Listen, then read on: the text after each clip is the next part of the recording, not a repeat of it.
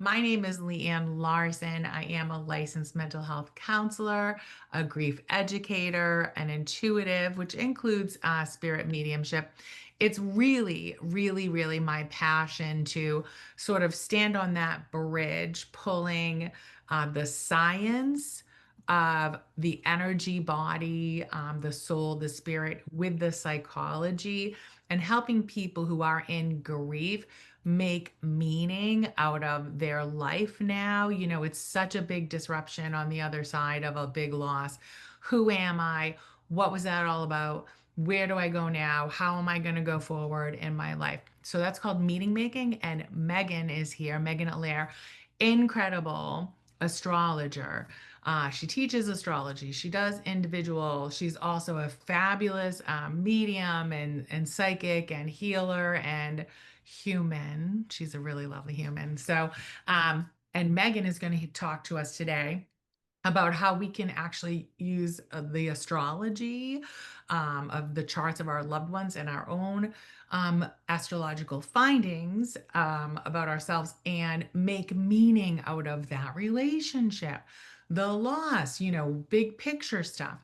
And happily, Megan is joining me in Costa Rica November 2nd through 7th on a grief space retreat, which is available for people who are in grief and want to do some energy work, sound healing, EMDR, have their own induced after death communication. Get on my newsletter if you don't know what I'm talking about. And also, we're opening up a track for other people who are mediums, therapists, alternative healers who want that grief education session also for themselves for the work that they're doing with clients. So we're just on fire about this work that we're doing. We're really looking forward to the retreat and so glad to have you here with us today, Megan. So tell us what you want us to know up front, and then I'll ask you all sorts of questions. Okay. So I think just starting with what astrology is, right? So, astrology, your natal chart, is the moment that you were born and you took your first breath. This is a snapshot of the sky and the energy that exists when you were born.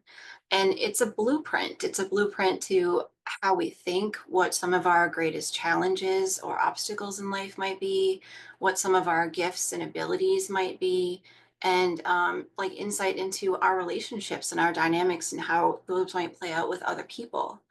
And then when you look at astrology and you combine it with a loved one's chart or the energy of the planets and where they are today coming in through transit, it interacts with those pieces that you were born with in different ways and it lights up different sections positively or negatively, challenging or healing and releasing, and it signifies different parts of life becoming important or less important during those points in time. And so you can use it as a guide map for understanding what is coming down the road. You know, if you understand that this upcoming year might be really challenging for you in work, you can do all of the things to try to mitigate that so it doesn't feel as challenging for you. Mhm. Tell me the information that you actually need. So let's say someone wants to come to the grief space retreat. And what you're going to do is you're actually going to get their chart information and their loved one's chart information before the retreat even happens, right? You're going to do pre-work and have their reports ready to go at the retreat. What kind of information do you need to be able to do that? Let's start there. So we definitely need your birthday and time, and your birthplace. And the birth time is very important because right down to the minute describes certain pieces of you, right? So the sun moves every 30 days through a sign, the moon every 2.5 days, but that ascendant, the minute that you're born, that changes every 2 hours. And so knowing the time is very important for understanding where things fall in the chart correctly. Mhm. And how do you think people will be able to utilize the information from the charts in their healing for their grief? So I was just chatting with you a few minutes ago about this. My mother passed away 6 months ago, and it has been incredibly healing and insightful to go back and look at her chart and look at her chart in comparison with my chart and unravel and understand all of these different relationship dynamics. And I've been seeing them from a different viewpoint than I did even when I was looking before when she was still here. Um, it's been incredibly comforting, honestly. When you look at a chart, say you take a planet like Mercury, for example, that will tell you a lot about how you communicate and interact with other people or how you think. Both my mother and I had Mercury in Sagittarius, which is a kind of very like scattered all over the place to have it. But it is also a very optimistic place to have it. And it's also, this is where you find like jokesters and comedian types. And my mother had a really funny sense of humor, and we were always joking with each other. Right. And so just kind of leaning into and looking at some of these things, it really honestly, it helped heal my heart. It helped me understand like where we had challenges and where we came together and how our relationship played out throughout my lifetime. That's amazing. So I'm going to ask you a question that I've never asked you before, and it actually just came to me. So I'm adopted, and I know my birth mother. She's been in my life for about 15 years or so. And it's uncanny, like the connectedness that I felt with this woman who made me so grateful for the adoption, honestly. She's had a very difficult life. But here's the crazy part, my birthday is March 3rd. Her birthday is March 4th. And when I was a young person, I remember I said to myself on my birthday, I wonder when my birth mother's birthday is. I wonder if she's thinking about me. And my inner voice said it's March 4th. And I said, Shh, you're crazy, Leigh-Ann. There's no way her birthday is March 4th. I mean, that was like a big thing. And then when I actually met her at 42, and her birthday was March 4th. But tell me, when you've got two, a daughter and a mother, not even together or whatever their whole lives, but like, is tell me about people who like similar birth charts sort of thing, except it's 20 years later, right? So she Right. was like 20. Yeah. So it's, I would say it could be incredibly different for one. Oh, okay. Okay. The sun placement is definitely important. So you would both be Pisces, within that Hmm. day of each other. But 20 years difference, so Can't much of the even. rest moves, right? And then also the ascendant sign would be different. So where your planets would fall would be in different Mhm. places in your life. And so she might be experiencing that sun sign energy in, like her seventh house of partnership and relationships. And for Gotcha. you, it could be in a different place in your chart, like where you shine and how your identity plays out. And so while there are similarities, there would also be a lot of differences. So it's more about the Pisces vibe versus the astrology And of. and the sun sign energy, because that is also our willpower, our drive, our internal identity. Mhm. And so you find a lot about what people are passionate about, what they will do for their career, or what they become well known for in that sun sign energy, which Pisces healer, you do healing work, right? Very. Um, and so, but it can play out very differently too, because if somebody has, say, Jupiter trining their sun, that's going to um, create a lot of wisdom and inspiration. Things might just move easily for them through life. On the flip side, if somebody had Mars squaring their sun, they might have a lot of obstacles or challenges, competition coming at them from different, people and places. And so that energy can feel very different depending on how it's interacting with the other planets. So interesting. So interesting. So as you guys can see, I'm not the astrology expert here. I didn't know that. So thank you though. That's so interesting. I love that. Um, so I've got a Uranus and Gemini question mark on the chat. Just Uranus and Gemini in Yeah, general. that's all it says with a question mark.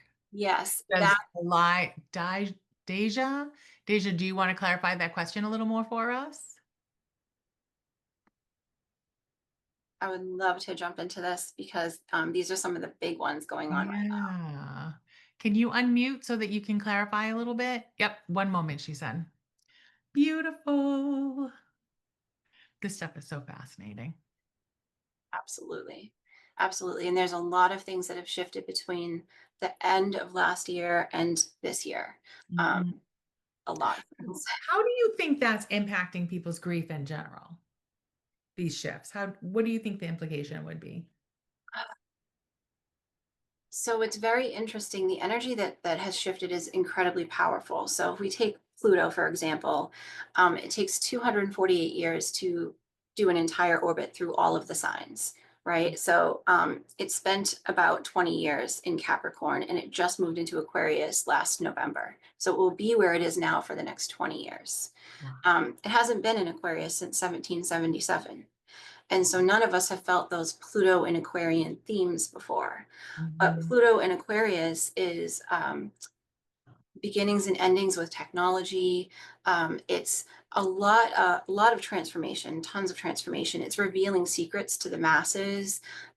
It's scientific like breakthroughs and innovation, but also where you are. If you are somebody who has an Aquarius ascendant, sun, or moon in your chart, this is massively impacting you, especially if you were born within the first week or two of Aquarius, right? And eventually it will move through and hit the rest of it. All of them. Okay. Um, and it's also affecting all of the fixed signs. So if you are Leo, Taurus, or Scorpio as well, it's either opposing you or squaring your energy. And that is Pluto is profound transformation. It's not small, it's not subtle. It's those things that turn us inside out and change who we are forever. We're never the same after a transit like this. Is that the revolutionary energy they talk about? Yes, it's Okay. one of the big planets that has some revolutionary Oh, energy right now.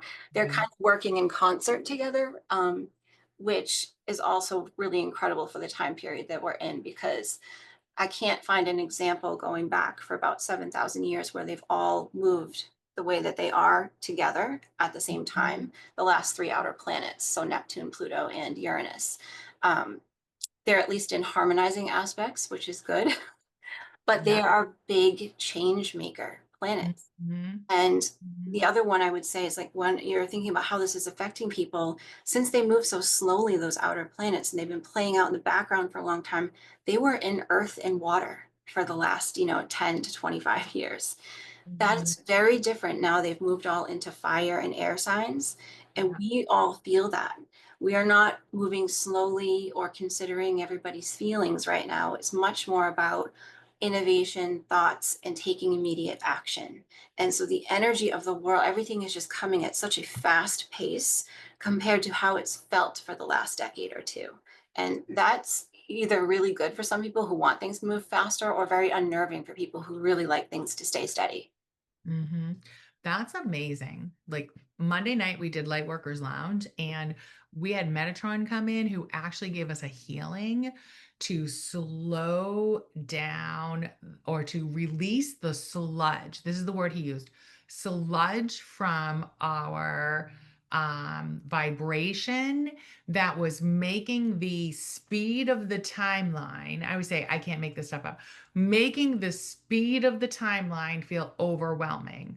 So he did this healing where um he took away the stuff that was like this bucking the system that we are now in, but said that it wasn't going to make us feel like manic or it wasn't going to make us speed up because it was increasing our frequency of our container so that we could literally hold more of that vibration. Like it was wild, but he talked exactly about that, Meg. And so that's an astrology thing that Metatron was like, oh, yeah, you guys need a little healing around this. It was amazing.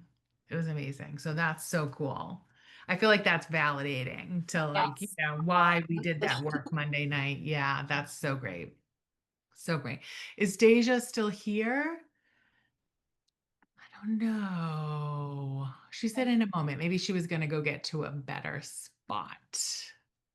I had another thought too around the astrology. Oh, yes. So, Meg's a spirit medium, I'm a spirit medium, and we've done development classes together, we've done programs together. And one of the things that we've all been talking about this year is that the veil is thinner.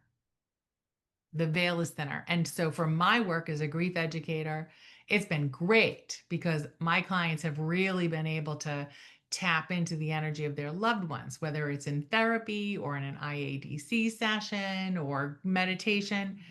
Um, for mediums, of course, it's been wonderful. We had a gentleman brand new to mediumship last night who came into Circle, and he gave a great message. Never had done it in his life. And I was sitting there going, yeah, the veil is thinner. The veil's thinner. So, can you talk to me about that aspect of astrology and how that might be impacting, that ability to communicate? Yeah, absolutely. So that's definitely that Pluto and Aquarius energy, but it is also the Uranus and Gemini that Deja had wanted to know about. Mm. Because Uranus in Gemini is that sign of communication. It's communication of all types and how we think.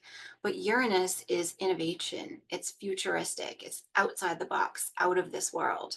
If we were going to have a planet go into a sign that would talk to us about this, would be the time to contact people from the spirit world. This is the time for aliens to land on the earth. Like if you're into that thing, like this is the energy of those things because this is future communication and contact. This is opening up different and new and innovative ways of communicating. And it's making it happen fast and rapidly because Uranus is a planet of like lightning speed with changes. And I think that's probably one of the things too that's so different. So we could have just been experiencing this Pluto in Aquarius by itself, and it would have played out slowly for 20 years, and we would have felt it more in the background, still would have been there, still very revolutionary energy, but it is being massively sped up by the fact that Pluto and Uranus are in a direct trine with each other right now. And so Uranus is coming in and saying, okay, Pluto, we're going to transform, but we're going to do it really fast. And Mm. so you're thinning that Pluto is literally life, death, rebirth. It's communicating with the dead. It's in an air sign of communication. And we're speeding that ability up for everybody. Mhm. Amazing, amazing. Yep. So Hannah just posted in our chat that about our event that we're doing with two other psychics, and it's going to be on August 9th in Walpole at the We Breathe Collaborative. So it's called a spirited tea, and we actually have someone who's going to be designing a tea that works specifically with the full moon and the Lion's Gate 8/8, which happens the day before. Do you want to talk a little bit about that date that we picked and what people can anticipate the energy of this day to be from that astrology piece? And there will be mediums there to do readings and whatnot as well. Yes, this is a beautiful time. So, the Lion's Gate energy, there's actually four gates. They're all at 15 degrees of a fixed sign. And so, what that means is the fixed signs, they hold their energy a lot more. They don't waste it like mutable signs and cardinal signs. So, people who are like Aries, Cancer, they're always moving forward, throwing their energy into one direction. Gemini and Sagittarius, for example, very scattered, spreading their energy out everywhere. But Leo, that Lion's Gate, that is holding that energy steady. And it's in the sign in the summer. That's a fire sign. It is all about self care, self expression, creativity. It's a very potent time to manifest anything or hold on to the energy for healing for yourself because it's at a heightened and concentrated point where it hasn't been scattered or used and channeled in one direction. And so it's easy to absorb and take advantage of the energy when it's in these places. At the same time, Jupiter is in a beautiful place in an aspect with all of this that day. Jupiter's in its happy place in Cancer. So, which is just about healing and compassion and empathy and being in touch with your feelings and emotions. And Jupiter wants to help us heal. That's why it's here. It wants to make life easy for us. And so that day in particular is a very special day when it comes to taking time for yourself, doing something that's healing, doing something for your higher self, your wisdom. Mhm. Beautiful. Yeah, very nurturing. I got goosebumps when you started talking about Jupiter. So I'm going to say Jupiter was just giving you a shout out, Megan, is what I think that was all about. So, which I love, love, love, love. And I do know the full moon is about releasing, right? Because the new moon, we've had all these intentions to bring new things in during the new moon. So, this self care, this nurturing is really going to be releasing that which no longer serves, probably, right? To bring in that manifestation that you're looking for. Yep. Yeah. So I know we only have 5 tickets left. So if you want to go, hop on it. You're going to have a little takeaway journal and everything from it. It's going to be really lovely. So very excited about that. Does anyone have a question about anything that Megan talked about so far? Um, Energy squared just means it intensifies the energy. Is that what that means? What do you mean? Like if the sun is squaring Yeah. something? Yeah. So that is actually like challenges to well, for the sun, it would be challenges to yourself. Oppositions and squares are pretty challenging, but if it's an opposition, it's usually something coming at you directly opposing you from the Mhm. outsides usually. But squares sometimes are internal, and so sometimes it's challenges that you have to deal with against yourself or that you're creating somehow and navigating that way. Yeah. So interesting. Yeah. Mm. I would say too, I would add that the other thing that when you start looking at your own natal chart and you're trying to process through a grief or a loss, it is really valuable to know and understand what your moon sign is and where that is located in your chart, or where your Saturn and your Jupiter are, which Saturn is the biggest malefic planet, likes to cause a lot of stress wherever it goes for us, and Jupiter being the most blessed and gifted planet, wanting to make our lives easy, because it will show you what you need to heal, how you process your emotions, where those things are challenging for you versus where they're easy for you. Myself, when I was looking at my chart after my mother passed away, and I realized that Venus was going to be going retrograde in my 11th house, I knew that it would be a time of releasing friendships that were no longer good for me and maybe welcoming people from my past back in.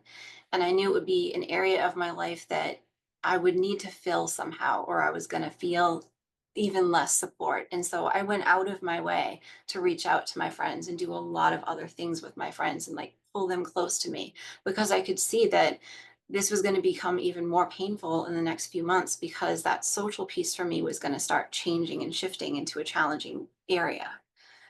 And so I think it's very valuable to be able to look at those things and see how you personally process them.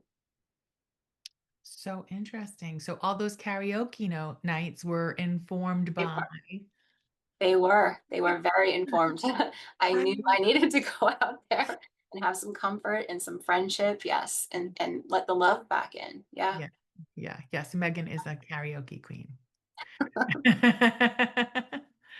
Awesome. I love that so much. I love that so much. Can you say a little bit about, you said it's important to understand your moon sign and your grief Yes. process. Because the moon is how we feel, how we process emotions and what we feel, what also it's also sometimes you can see like what actually brings you joy there. And so for example, myself, I have a moon in Cancer. And so the loss of a mother is very, very difficult for me, because I value mother figures in my life, right? I value compassion and mothering people in my life. And I tend to emote that way with a lot of other people in my life too. Um, Also, I would say Cancers, we do not have good boundaries. We tend to absorb everything that's going on around us and take on the thoughts and feelings of everybody around us. But knowing and understanding how you function like this can be really, really helpful. You know, if you had, oh, let's see, I want to pick an Aries moon. I have a daughter who has an Aries moon. That can be a lot more challenging, right? You might need to actually take an action. You might need to be exercising more. Um, and you're going to be very expressive with how you feel. They don't hold anything back. It comes right out with no filter, And so, but understanding that about yourself and understanding what you need is really helpful. Yeah, that's awesome. Alexandria had a question for us. For a moon in Gemini placement in Mhm. a birth chart, what are your thoughts on its relationship to Uranus in Gemini, if there is any effect or impact on that relationship? Oh, there's definitely going to be an impact on that. I don't, it would depend on how close it is first. If it's within 10 degrees, she'd be feeling that already. Um, Moon in Gemini is very interesting anyway. I have a daughter with the moon in Gemini Mm. because they communicate. The communication piece is so massive with them, and the mind is going so fast all of the time. They can find a solution to a problem and then rework the problem within a minute over and over again in their head really quickly. They can multitask like nobody else, and they need communication. But that Uranus energy coming in, it's going to amplify this energy that it's already difficult for a Gemini moon to handle the amount of mental energy that they have sometimes, right? And Uranus is going to come in and like warp speed that. What I would say is because the moon is also has to do with our intuition, is this could be a really beautiful time for somebody opening up their intuitive gifts or communicating with the spirit world or just having psychic ability and using their own intuition in different ways, or even getting downloads if they're somebody who's writing or creating something, because Gemini is incredibly creative with written word talents, yeah, using your hands, skills, things like this. It could really unlock a lot of that has been under the surface a little bit, or even sometimes that Gemini energy can tend to scatter their energy. So they could have 50 ideas, and that's always a challenge for Gemini is trying to whittle it down to like five that are manageable instead of 50 everywhere. But Uranus might come in and really push it in one direction and help them focus on completing one thing or opening up something that way. Um, I would say, honestly, it's probably going to feel like brilliance in the mind, which the Gemini placements, they can never get enough fast enough. They want it faster anyway. So they're one of the signs that can handle it. The people around them are going to be the ones that might have the challenge because that energy already moves so fast. And so that's going to be like, can you slow down enough for everyone around you, or do you have other people in your life that can keep up with your energy? That makes sense. And it Yeah. could also lead to unexpected changes with relationships with mothers or mother figures in your life. But I would definitely look at what house the moon is in to interpret that correctly. Mm. Wow, so much information. You're welcome, Alexandria. No worries. Would you say that's pretty spot on for you?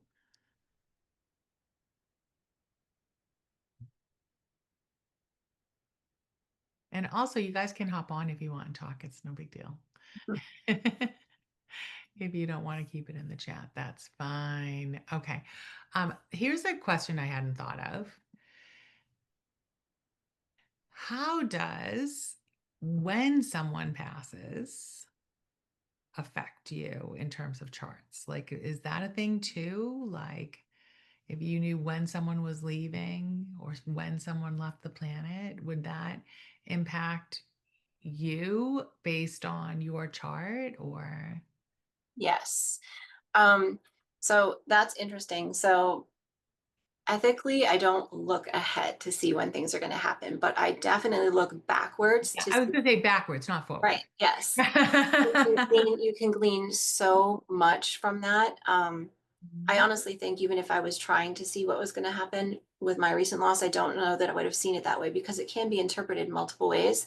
Looking at it afterwards, I see it everywhere. There are so many placements, connections with planets and places that I was just like, how did I not see this? But I think that's actually how, for one, we should always live in the moment anyway. That's how it should be.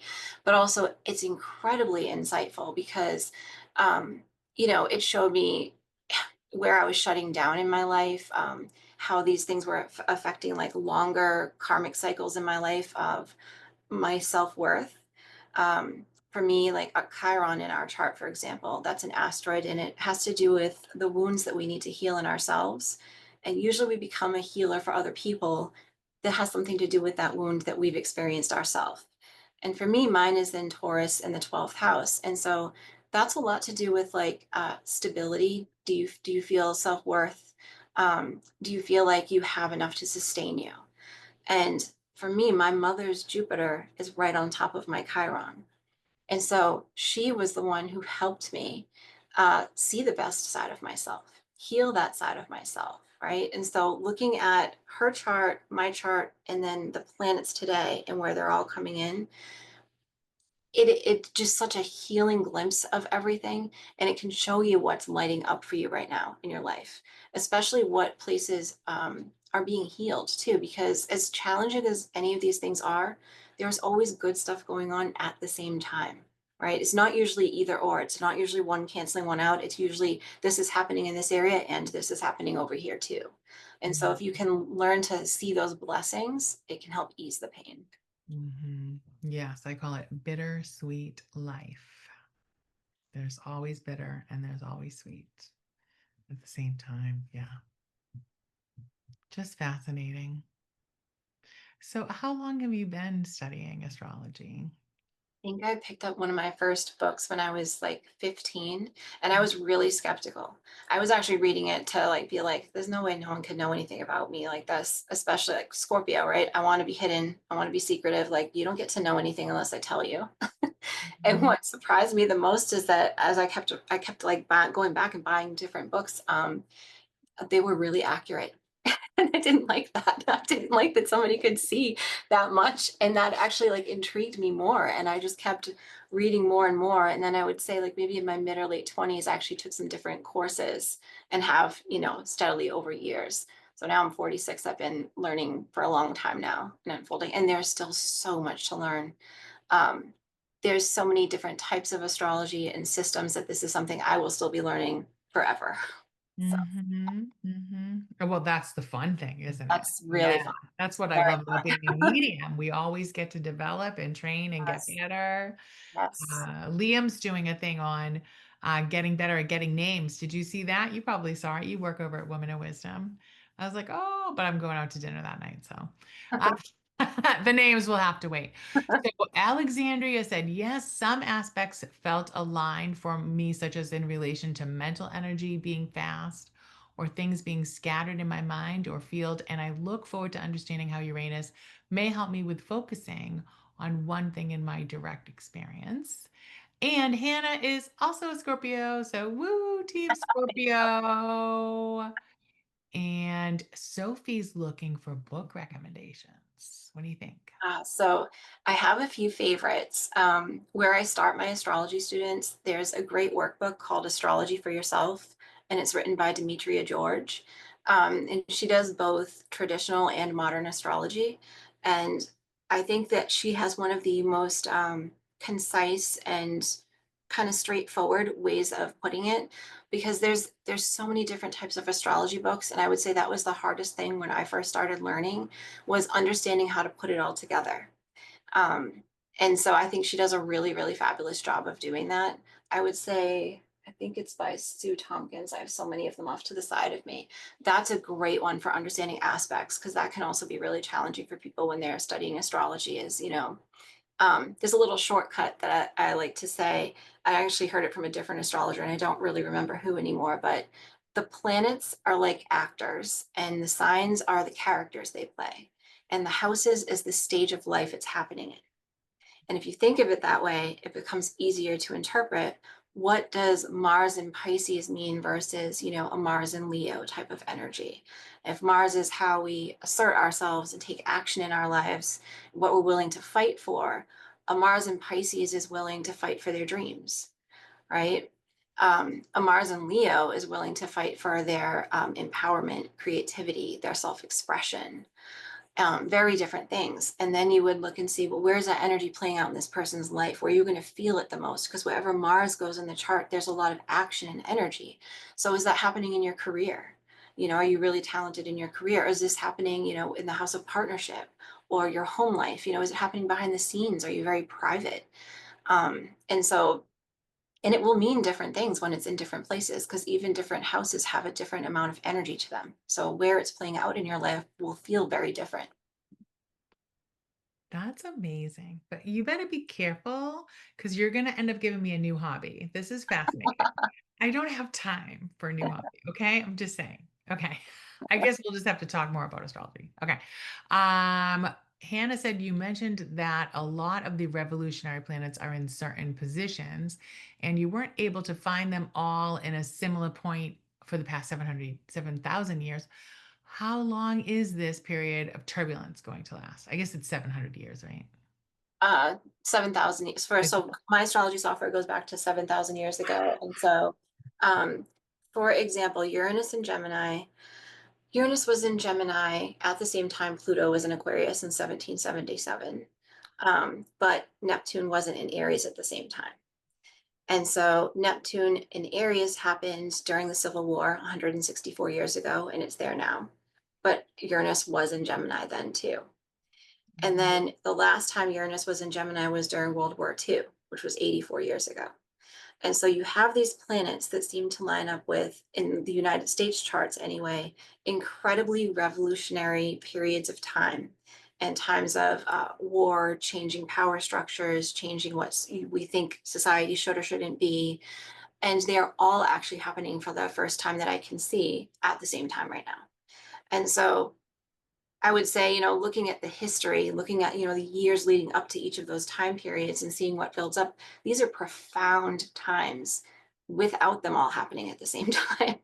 And so to be living in a time right now that none of us have experienced where all of these energies are playing out at the same time, it's massive. And we've never lived through it during a time where we've been so technologically advanced or interconnected in how we communicate and travel around the world. And so extrapolating what a lot of this means, um, honestly, lots of futuristic things, scientific breakthroughs, innovations in trade, travel, communication, things we can't even see or imagine will probably be here in real life in the next 2, 3, 4 years, because that's how Mhm. fast it's going to come. Every time Uranus was in Gemini, we've had major breakthroughs of innovation. Like that's when the transistor radio was invented, like railroad systems, things that changed commerce and travel and technology massively for their time. Right Mhm. now, we have AI, virtual reality, crypto, all of these things. It's going to turn into even other things that we just can't even see yet because it's how fast and innovative it's going to come at us. Mhm, which is amazing. I saw a video the other day where I don't even think I'm gonna have to go to Florida in the winter. I can just have this projector, put a hologram of like the ocean right up in my living room, like with the sun and the dolphins, and I'll feel like I'm right there on the beach. Heck, there might even be sand in between my toes from what they're talking about. Like it's crazy. Holograms are coming. Yeah, to your home soon. Yeah, it's wild. Absolutely wild. And so this plays out on your brain differently. So your brain experiences a hologram different than it would experience a movie, which is really going to be impacting our brain science and brain chemistry, which is my wheelhouse, right? I guess I'm into the brain like you're into astrology, right? And we're both into spirit, which is kind of cool. It's wild. So I would even say consciousness is on that same track. Yes, Would you agree? Just that absolutely. Absolutely. Yes. advancing and changing and all of that. Yeah. Like I'm actually, as hard as things are right now, as crazy as the world is right now, as much as I'm coveting the fact that Hannah gets to be in Costa Rica 24/7 right now, I'm thrilled to be here. Like, I just think it's such a fascinating time in the world. I Very really fascinating. do. I Yeah. really do. So, oh, any other questions? Yeah. So, we're going to be in Costa Rica, and that's actually where I met Hannah at the Imaloa Institute. And we're going to be in the Sky Forest. So, the first time I met Hannah, we were in a jungle. It was hot and steamy, a little sticky. The Sky Forest is a lot different. It's a lot cooler, a lot more temperate, and we would love to see you there. Um, oh, we just have a link up here. So if you want to check it out, check it out. Actually, incredibly reasonably priced for the whole week. It's like you can go for under $3,000. Food is included. Everything's included except getting there by a flight. And we still have a few of our early birds left where you get a $150 spa treatment for free. So if you're thinking about doing that, prices are getting bumped up in August, I think by $250 per person. So if you know you're going to go, get the savings, get the free massage, that kind of thing. I think that would be good. And, we're envisioning, oh, so much healing. The space is so sacred. I can't wait to to see what Megan experiences because she hasn't been here yet. And it's just, and she's quite a little world traveler too, I just found out. So, Very, yeah. very excited. Yes. Yeah, right. The sacred nature of the space is just incredible. And it's a beautiful container. It's almost like the trees hug you. You're just surrounded by this beautiful container. And there's this beautiful river, the hike to the waterfall, beautiful fire pit. They built some hot springs. I'm not sure. Are there two hot springs now? A beautiful tea room.